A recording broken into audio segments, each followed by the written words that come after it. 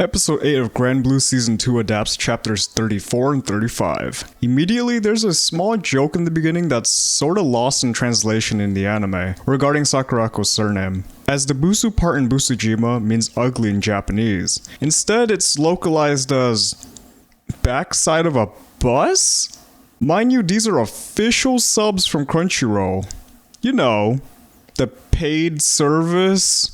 Additionally, this line is omitted, which gives us a bit more insight into Sakurako's past. Later, when she describes her interests, there are no longer visual representations of them. Another joke lost in translation here is when Iori starts to say, paid service? Anyway, later this shot adds in her pointer stick when Iori gets mad at her, and in turn he gets punished, but is let off a lot easier in the anime as he no longer has 3 dumbbells hanging from his neck and arms. And yes, I did count the glasses. In the anime, Iori carries 60 with 5 on each tray, while in the manga he holds a whopping 72 glasses of water with 6 on each tray. The anime then cuts these panels that show more of Iori's hazing process, which leads him to spilling the water. Interestingly enough, it wasn't just cut from the anime. Instead, it happened off screen during the establishing shot of the diner, since we see the aftermath in the next shot. After Iori meets Otoya, the anime adds Kohei, Mithrai, and Fujiwara to this shot of Iori recalling his first impressions.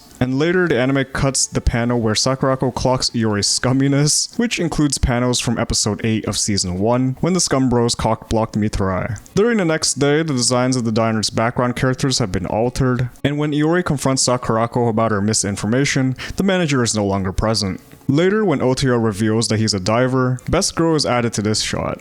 Instead of grabbing his face, she throws Iori in the anime, and her pose is slightly changed as well when telling him her game plan. The final panel of chapter 34 is of course omitted, this time portraying Chisa's indecisiveness regarding whether to check in on Iori at work or not. On a later day, after Otoya and Sakurako meet Peekaboo, we get a callback to episode 1 of season 1 when Otoya asks how Iori got into diving. We also get some foreshadowing for potentially season 3 when a certain goated arc gets adapted. Additionally, Chisa holds different books about Palal here too. And during Aina's delusion, Iori is no longer struck in the heart by an arrow. And subsequently, this Kohei and Aina interaction is cut from the anime. After the dive, this sequence is drastically changed visually as well, which really takes a lot of the impact out of Iori's words, sadly, in my opinion.